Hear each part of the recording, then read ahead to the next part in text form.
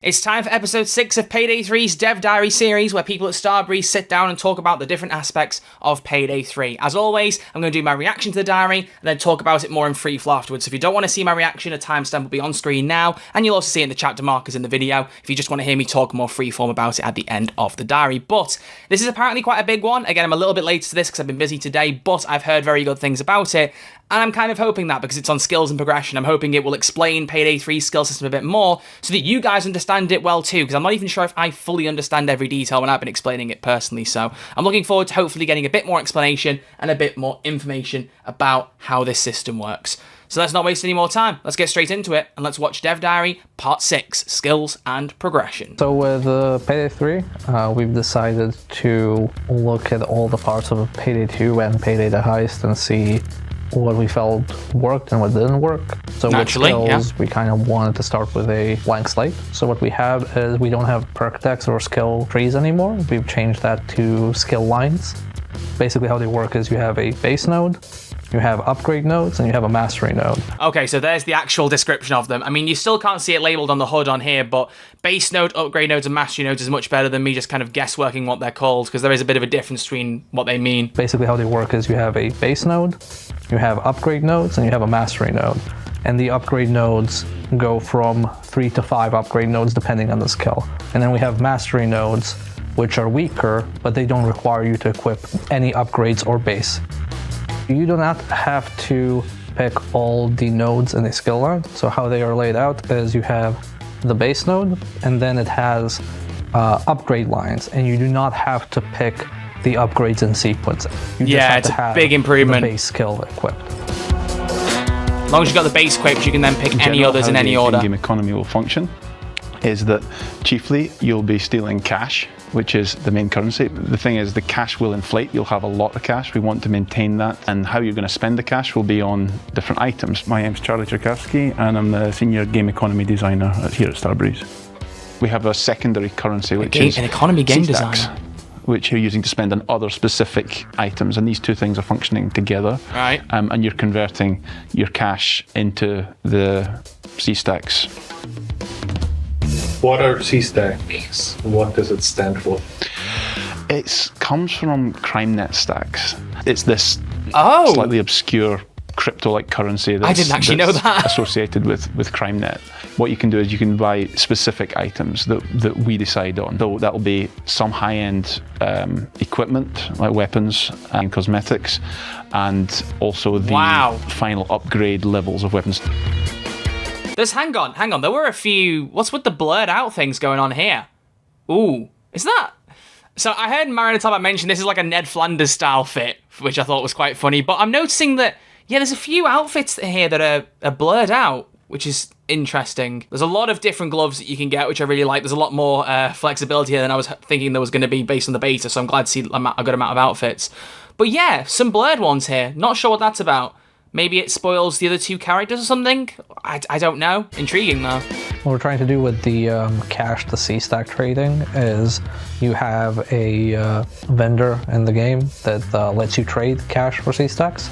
And the more cash you trade, the more expensive each subsequent trade gets. And then every week that resets and you can trade again at the most favorable rate. We'll look to use those C-stacks going forward into post-launch contents. And also just to make sure there's no confusion, C-stacks are not a premium currency. The only way to earn them in-game is from cash you get by playing. There's no real money connection to them. That's good, although it does mean that when microtransactions get added, we're going to have 3 different currencies in Payday 3, which is, not ideal, but I'm glad that C-stacks are being clarified out the door, that you just earn them in-game, so that is good. That is good. Buffs are Edge, Grit, and Rush. Edge is a damage buff, Grit is a defense buff, and Rush is a speed buff. And how the game works is you can get one of each buff, so you can't get multiples of the same type, and you get them through skills. What we want players to do is we want them to kind of look at how they get these buffs from their build and play around that. So for example, the aim down sight skill that says you get an edge after aiming down sight, that's from a skill line that's focused on sniping, but that same edge buff can be used for skills that are also using that buff but aren't related to sniper rifles or long distance combat.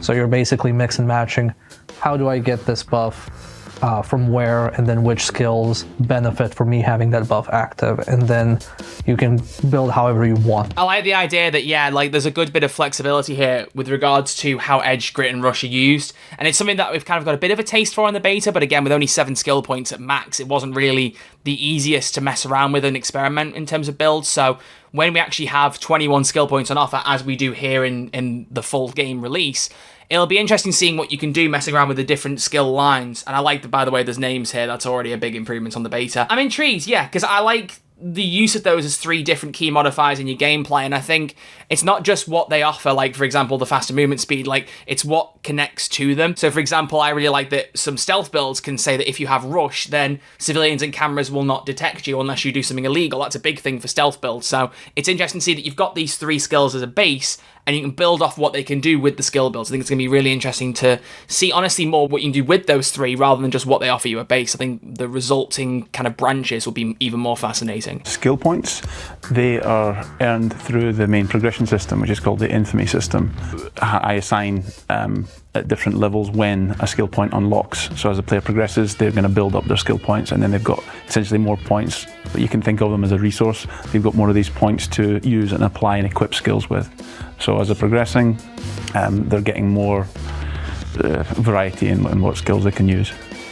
How long will it take to get all the points? Skill points aren't permanently spent, so this is more like the capacity of skill points you have. We're keeping the part of Payday 2 where you can equip and unequip skills freely and experiment with different builds as you want. Right now, the last skill point is unlocked on Infamy level 100, and it's 21 skill points total. Wow, level 100? That's higher than I expected, I'm not gonna lie.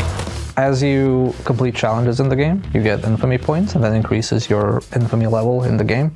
And there's 150 levels on launch. On level 100 is when we unlock the last gameplay thing, which is the final skill point. At that point, you have all the base weapons unlocked, all the gameplay features, all the skill points. After that, it's only cosmetic rewards. So from 100 to 150, it's basically bragging rights. But as we add more challenges post-launch, there will be easier methods to get to level 100. So we're gonna add extra skill points, and now the new soft cap is, for example, 110, and the new... Oh. Adding extra skill points is something that you're considering? Or is that a wording thing where you mean skill nodes? Because they did say in Sweden they were planning to add more skill lines and skill nodes later down the line, but adding skill points, that sounds quite meta-changing if you suddenly allow people to equip even more points. I'm not sure how I feel about the prospect there. That's interesting, but I like just getting a look at the challenge screen. This is what we saw in the Swedish build. The fact that there were 3 different types of challenges. We couldn't really explore it too much, but we knew there were different types of challenges. We were showing it very briefly. And look how many there are for heists. That is insanity. There's a lot there. Also, another look at the Golden Shark Bank. Very nice. Launch, there will be easier methods to get to level 100. So we're gonna add extra skill points, and now the new soft cap is, for example, 110, and the new hard cap is 160, for example. I do like the idea, by the way, though, of them increasing the level. All players to be able, if they play enough, to get to level 100. Like, that should be within reach of everybody. But if you want to get to level 150, then that's the hardcore dedication part. Okay. Because that was... points are I'll say it later. Like a resource you get from playing the heist are distributed evenly into the different weapons and skills that you have. But the infamy points are like the overall control of our progression.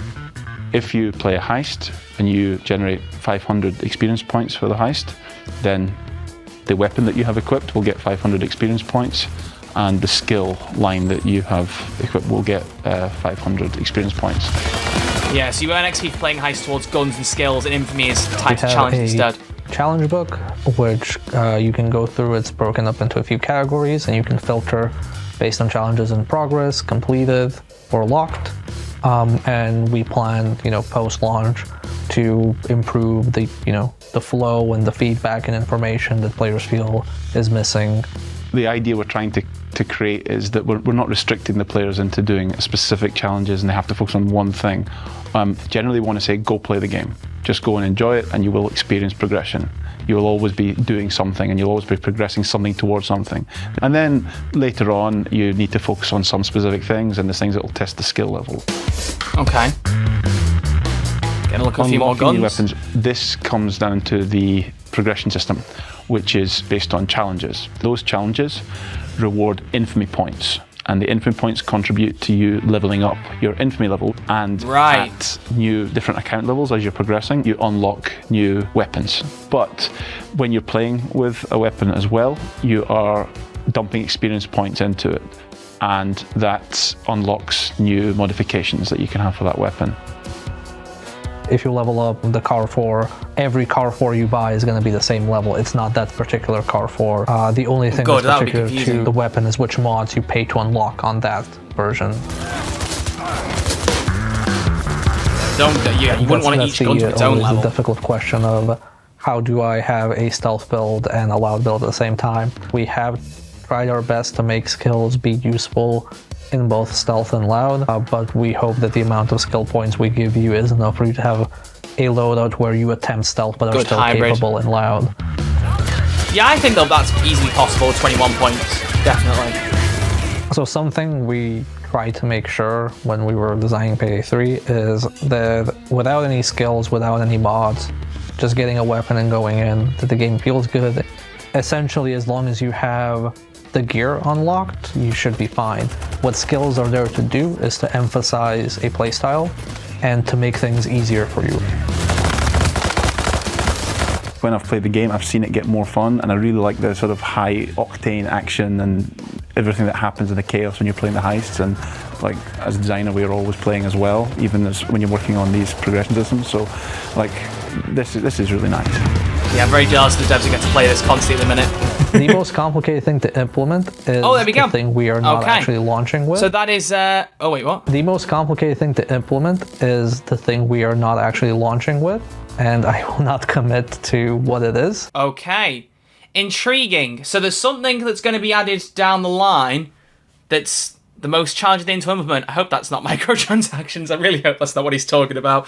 Well, there you go. That's Dev Diary number 6. I don't even know if I'm going to do like a chapter by chapter breakdown or as opposed to just like a full one here, because there's quite a few things I want to go over and I'm a little bit jumbled in my head because the good thing about this Dev Diary, it's probably one of, if not the best one that we've had so far, purely for how much it's explained, because the amount of people who have asked me questions about how the progression system works, I've lost count. I lost count a long time ago, and I think that Dev Diary did a pretty good job of explaining how the different systems work, how completing a heist levels up your guns and your skills, whereas completing challenges levels up your character, and they're very, very distinct things. The thing I was going to say during the Dev Diary that I figured I'd leave till later was I was just more interested in what the level cap was, because they kind of talk a bit about a soft cap and a hard cap, and I knew going into it that 150 was the current hard cap. When I was in Sweden, they suggested getting to level 70, 80 would be easy to do. You wouldn't even have to really look at your challenges. If you played enough of the game, you'd get there over time. As soon as they said, oh, level 100 is the last skill point, it worried me because I didn't want it to feel as though getting to level 100 was too much of a challenge, because you want everyone to be able to make 21 skill point builds, whether they're absolutely seasoned, hardened heisters, or whether they're more novice level players who've just played a good bit of the game. You want to be able to be flexible so that anyone of different skill levels, if they put the time in, can do the builds that make them as powerful and as skilled as possible. That's what you want to achieve, I feel like, in a game like this. So it seems to me more like the soft cap is more like 100,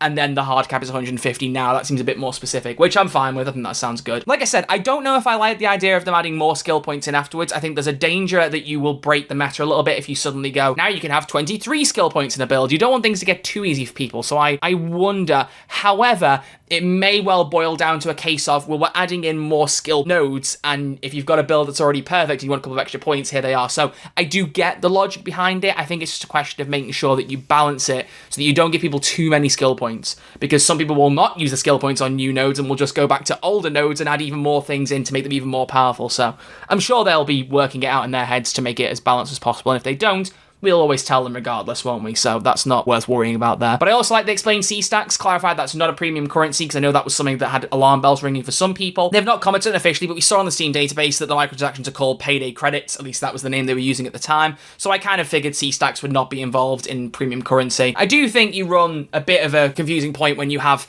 3 different currencies in the game. You have cash, you have C-stacks, and then Payday credits, but that is something to worry about when microtransactions come out, so I don't really want to touch on it now. I've done my video talking about that already. I don't want to spend 50 million years discussing something that won't even be in the game at launch, but I am really, honestly, quite happy with how the systems are working with the progression. I think, obviously, it is a little bit more complicated than maybe some games, in the fact that, like I've said, you know, your actual character level is down to challenges and not just playing heists.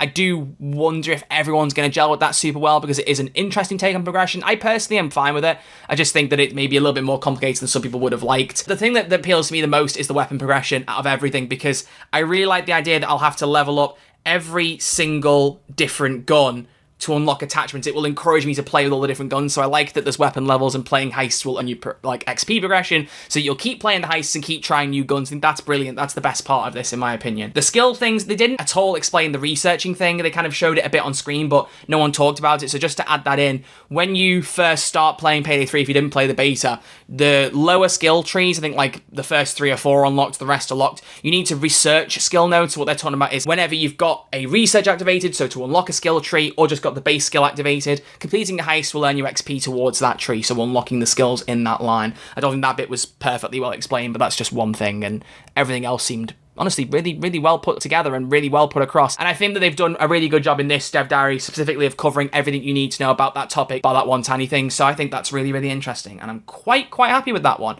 Really, really good that we've got an actual from Starbreeze direct explanation of skills and progression, so it's not Chinese whispers coming through partners, or you seeing bits in a beta and not quite understanding. And I also love, just switching back over here, that we've got labels. I think that's fantastic now, having those on the skill trees. Just a little bit extra that gives you a bit more of a vibe about what the actual skills are, because it just being nameless and having all these tiles, I think personally was a bit overwhelming. So I am very, very glad that they've kind of, you know, put some labels on there and made the system look a bit more intuitive. It definitely could do with having some tutorial descriptions in the game still. Don't know if that's something they're going to do, but they definitely need to have something on offer in the game, just in case people don't understand what's going on still, whether you're a bit confused from this video, or whether you don't watch the Dev Diary, because some people are not going to watch it. You're going to have a lot more people playing than there are watching these diaries, so as long as they make sure it's intuitively explained in the game, then we'll be fine. We'll all be coming up smelling of roses, so I'm not really that worried.